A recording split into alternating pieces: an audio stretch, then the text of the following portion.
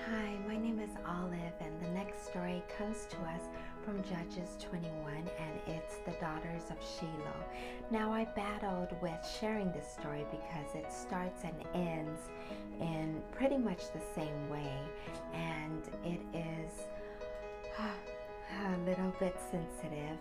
And these women that begin the story and that end the story were offered up in ways, good or bad, that were bigger than themselves. And so even though the story is centered around this theme of something being taken from these women, something beautiful has been created from it, and I would like to focus on that as well.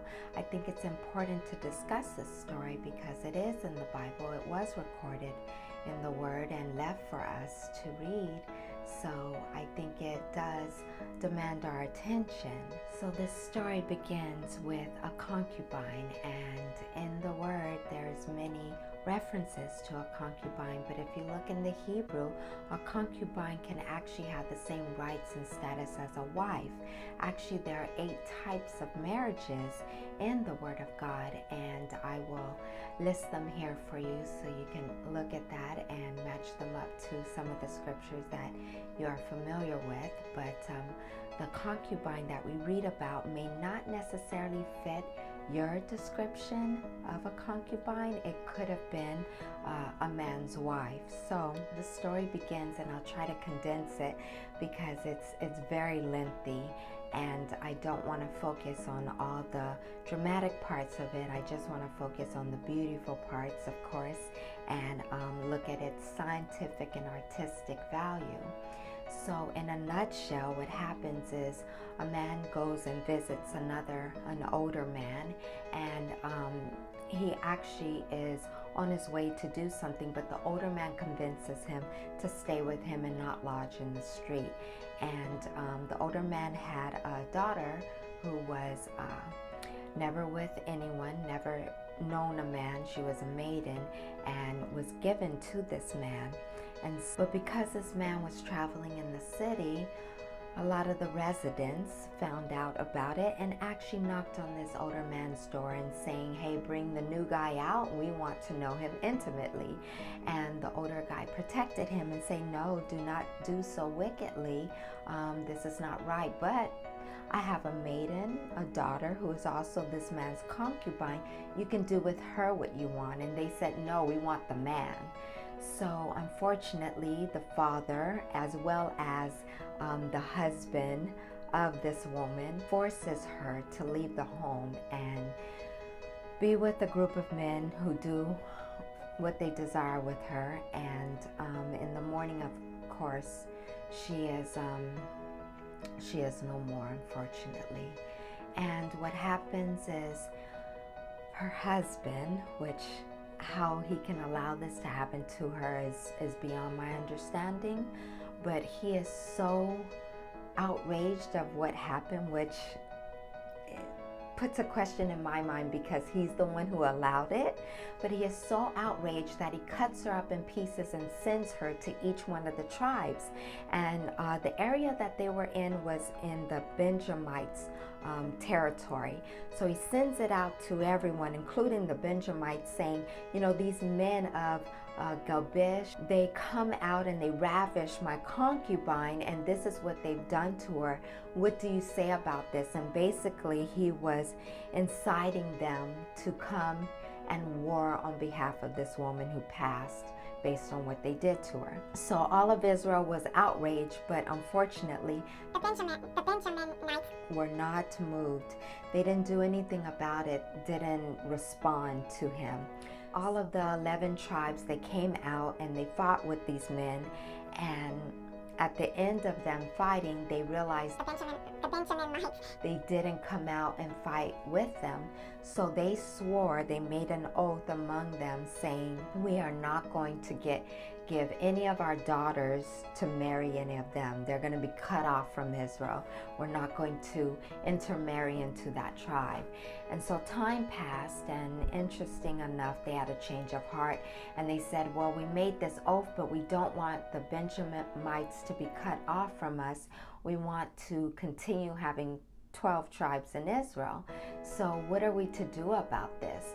So what they decided to do was, they didn't want to break their oath, so they didn't give their own daughters in marriage to them, but they looked at the Benjaminites and they said there were only 600 left. So what happened was, they talked among themselves and they found out there was one area that did not join them with meeting the Lord in Mishpah, and because they didn't meet them there, they felt like they were not joined in covenant. So they went to that city and they destroyed it.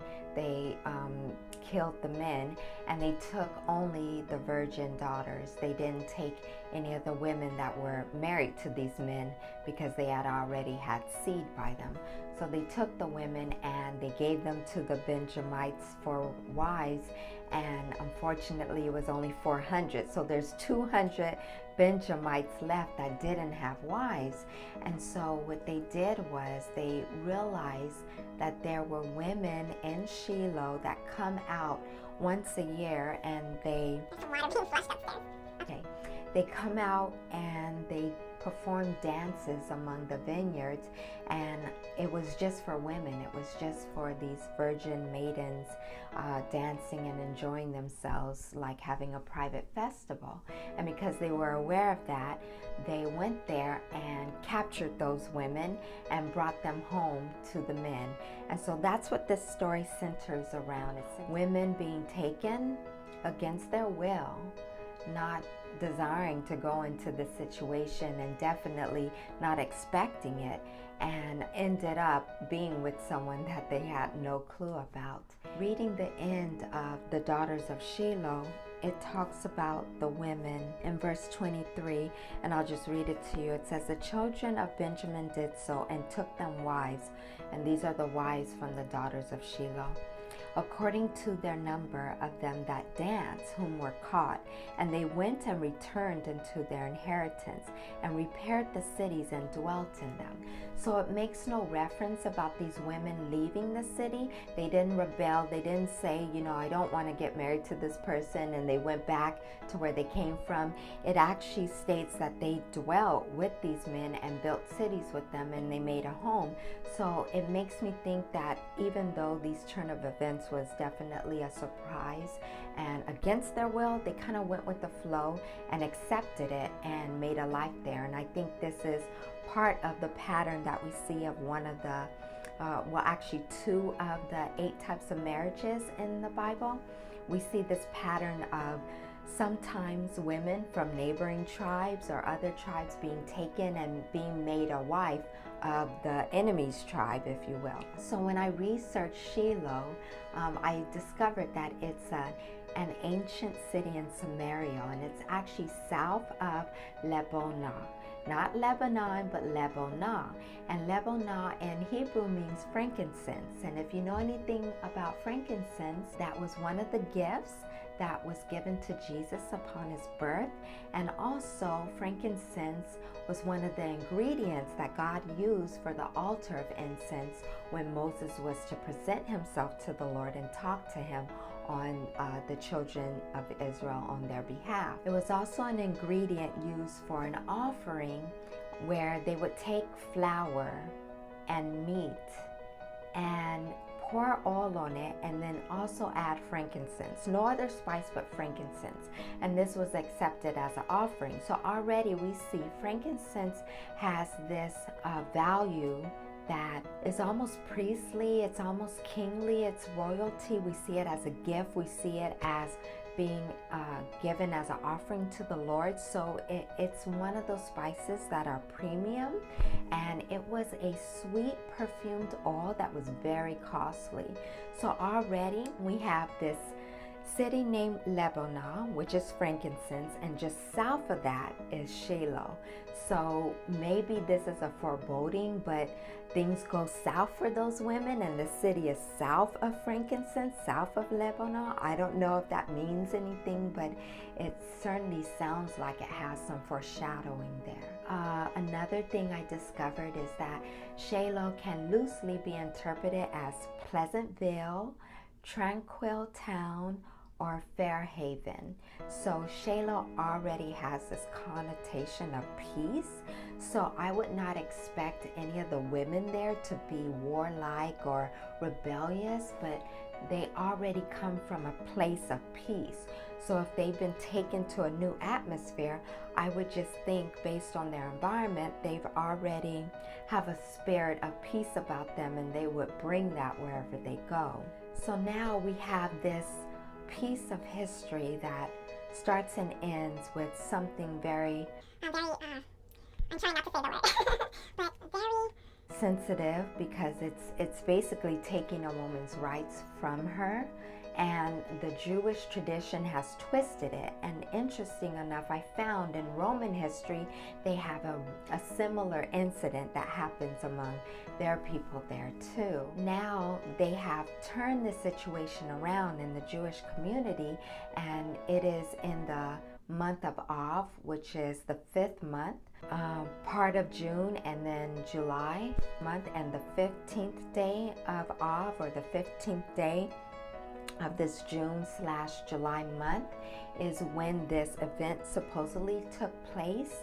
And so they have changed that to be a festival of love. So they made something that was so heinous and turned it into something so beautiful. And that's a symbolic day where people become betrothed, and people find, their significant other, and they've changed it into this beautiful celebration now. And I love how, looking at that culture, I love how they've taken something very ugly and transformed it and reinterpreted it and made it very beautiful. Also known in the Jewish tradition is that they don't pick wives based on their beauty alone. They first and foremost look for a woman that can be united with them in family, be united in their values and raising children. They feel like having children and raising a family is premium, and putting a premium on that, they look for those qualities in a wife that could help that vision come to pass. So beauty is not number one that they seek. And I thought that was very interesting. It's a little bit different in American culture. It is basically a man and a woman who are attracted to each other. Definitely in American culture, beauty has a premium. I mean, just look at the media and our films. We put a price premium on women that look young, whether or not they actually are, but women that look young, and actually choosing young girls to be the star of this type of attention as opposed to older women. Okay, so I've tried to avoid saying the word because it is very uncomfortable and it's very personal to some people. But the word rape, in a biblical sense, I looked at this and looked at the 8 types of marriages, and only two of them include rape. And it is when a man takes a woman, has sex with her against her will. But it was different from modern times. Now it's someone does this, of course, charges are brought against them if the woman is desiring to talk about something like this, because this is a very not only sensitive but personal thing for one to take that away from another. Not everyone wants to talk about that, especially to strangers, let alone authority. And when you look at authority and you see all these males, I can imagine a woman does not want to discuss that. But the ones who do come forward, they try to find the man in question and they bring charges and a trial against him. But unfortunately, or fortunately, however you want to look at it, in biblical times, when a man did that to a woman, it might not necessarily be against her will, in the sense that she might have been pleased to, I don't know how to say that without explaining first. So in biblical times, if a rape occurred, a man was responsible to go to that woman's family and to basically make arrangements with the father of the daughter of that family and to basically become his wife. So she would have to live with the person who took something from her, whether or not she desired to be with him for the rest of her life or not. That was just one of the ways that biblical marriages occurred. Another way was when a stronger tribe defeated an outside tribe. I'm not talking about within the children of Israel, but when they fought against other tribes and they took their women captive, they would sometimes either marry those women by taking them against their will, forcing them into a sexual relationship and then having them as their wife later, or they would use them as servants. I'm just explaining to you what the word says. I'm no way condoning it or saying that this is ideal. I know that there's a group out there that say, hey, in Hebrew culture, they've had more than one wife, and God allowed it, so that's the way things really are supposed to be, polygamy, and it's okay, and so women don't want to accept this, but this is really accepted by the Lord and how it is. But I would venture to say it's not, because you see in the Garden of Eden, he only creates a man and a woman. He doesn't create a man and many women for Adam or for this one man. He only creates two because he wants to show not only them but us that are reading the story years later that this is his prototype. This is what he meant in the beginning, is for one man and one woman. And we see all throughout history multiple marriages, and I've got examples I'll share with you, but we can see all throughout those examples problems within a marriage that has many wives. There were some cases where some women had many husbands as well, and some of those husbands that they've had passed on, and that's why they were able to remarry. I don't recall reading of one that had many husbands at one time, but the men who've had many wives, for example, Jacob was one. Now, Jacob didn't plan or desire 2, 3, 4 wives, which he ended up having 4. He didn't plan on that, but he was deceived into that. He really just loved Rachel and wanted to marry her, but Leah, her sister, her older sister, was forced upon him. And if you know the story, you know how that occurred. So in that case, you know, you see a man who didn't plan to do this, but you also see the problems with that within having more than one wife. You know, there was rivalry between the sisters, and every time they had a child, they would name that child in light of the whole situation that they were experiencing. And then because they got to a point where they stopped bearing, they gave their handmaids, their servants, to Jacob, their husband, to start bearing children through them. So he married them as well, and so he ended up having 4 wives. But not only was there rivalry among the sisters, but you could see in the children there was tension there. Everyone hated Joseph, and the reason they did was because this was their father's favorite. And the reason being is because that was the son by Rachel, the one he really loved. One can almost understand that, but this caused tension between the other brothers to such a point that they contrived a plot against him and removed him from their father's presence for a very long time. And then Benjamin, his brother, comes along, and so he transferred his favoritism onto Benjamin, since Benjamin was the second and the only other child that Rachel had. So you see problems in that marriage. Okay, and then you have Elkanah, and he has 2 wives too. He has Peniel and he has Hannah, and so you see rivalry there. Peniel has many children, Hannah has none, and she mocks her for that. And so having more than one wife, we see again, has a problem there. We also see that with David. David had a slew of women, and he had so many women and such a desire for them. He even took another man's woman, and that caused some reverberation into not only David's relationship with his children, you know the story of Absalom, but you also see reverberation within the children of Israel. Some wanted to serve under David, some didn't. So one may think, okay, having more than one wife, it's in the Hebraic culture, but you see all these problems associated with it, and it has a domino effect that is not good. We also see with Solomon, he had 700 wives and 300 concubines, I believe. And all of these women, because they were foreign, and he was trying to make alliances with different nations, and he had an affinity for women just like his father. And we see the evilness in that too, because it says in the end they all turned his heart from serving the Lord, because they served all these foreign gods and they made him join them. I would venture to say having more than one wife is not only having a negative effect that you can't even comprehend until you're long gone, but it was not the intention that God had. It's not what he created in the Garden of Eden, which was a perfect place that he created for man to flourish. But we also see Paul, who's a disciple for Christ, reestablish philosophy of one man having one wife.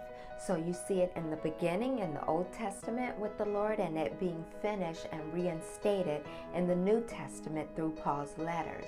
So I think this sandwich, if you will, these two things we can look at to see this is God's desire, his will, and his way for a couple. I mean, even in Genesis, I believe it's in the 2nd chapter, it says, for this cause, a woman and a man, they should leave their parents and become one. And so I don't really believe personally a man can become one with a woman when he has many women. He's becoming too many. He's separating himself to become parts of one and not a whole. And I really believe when one and two come together, they could truly be one and whole in Christ. So we talked about the Hebraic culture, or the history of this whole Daughters of Shiloh event. I've also wanted to share with you a scientific facet. I also want to share with you a scientific facet about what's going on. So I looked at scientifically what could occur in these relationships where a woman is forced against her will into a marriage, whether by sex or any other means, but usually by sex. And one of the things I found today scientifically proved that most forced marriages between a man and a woman, and mostly it was the woman being forced, the children that they would have the lowest birth rates compared to marriage that was not forced. The percentage of the lower birth rate was about 2 to 6%, and that would be compared to the average birth rate. So that's one consequence in a forced marriage. Another one talked about a plethora of serious health effects that can occur also into them. I don't want to focus on that, so I won't mention what they are, but I do want to share that in American culture, surprisingly, 7.4% of marriages in the U.S. are forced. And this study was done in 2017. They're mostly of a marriage between a man and a woman under 44 with an income between 50 to 99K in a urban or suburban area. Now, another sensitive issue is that when these women go to see a health professional, whether it's a doctor or a nurse or a therapist or whomever it is, when they see a health professional and that health professional discovers that they're in a forced marriage, they are more inclined not to report it, not to talk about it, not to speak up against it because of two main reasons. They are in fear of two things. One is that they will be labeled as a racist, and the other thing is that they will be labeled as culturally insensitive, because forced marriages occur mostly in other cultures compared to America, which surprised me that we have at least over 7% of forced marriages even here. I was surprised to discover that, but they feel like it's a thing that happens with other ethnicities and other cultures, and they don't want those cultures to speak out against them, saying, you know, this is part of our culture and you're just trying to Americanize or Westernize or put your perspective on it, and you're not even accepting that this is how it is. Forced marriages were made illegal with a penalty of prison time. So in the US, if there's a forced marriage that happens here, those doctors and nurses have a duty to report them, because according to the Home Office and Foreign Commonwealth Office, as well as Code for Nurses and Midwives, they both have in their handbooks that doctors and nurses have a duty to safeguard, to protect, and to care for those who are vulnerable. So in the US, it's supposed to be reported, and if you know anyone who is involved in a forced marriage in the US, I will have a link in the description box of where you can go. The Home Office and Foreign Commonwealth Office has information on their site of how you can go about to report this sensitive topic and issue. Now, while it's still a culture for some and not for us in the US, it roots deep, because you can see it all throughout the Bible. And I also wanted to focus on the artistry of these women. I mean, they come from a very beautiful and peaceful place, and they're dancing in the gardens, and all of a sudden they're getting married, which is one of the dreams or aspirations of women back then, was to start a family. A lot of them felt that having children was a gift and inheritance from the Lord, and so it was part of their dream to get married, and that may be part of the reason why they didn't rebel when they were taken. But we can look at that and we can see how these women basically became very adaptable and transitioned well into this new lifestyle with a new man and a new place and a new home and starting a new family. And to do that and stay and not leave and accept this as your new life, I believe that does take a bit of artistry within a woman to do this and to make flowers out of what was dirt. I want to leave with this story. A preacher retell a story where he was speaking to one of his assistants, and she says that, you know, everyone you speak about, you know, has this destiny and purpose in life, but I don't feel like that's true of me, because I am the product of rape. I was born out of a rape situation. And he turned to her and he said, that's not true. You know, God actually looked at this situation, and what was ugly, he bloomed a rose out of it through you. And that one sentiment, that one perspective, that one life-changing thought just made such an impact on her. She stopped crying and she smiled, and she realized that she was God's rose out of that situation. And so what we can learn from all these daughters of Shiloh is to become a rose wherever we are.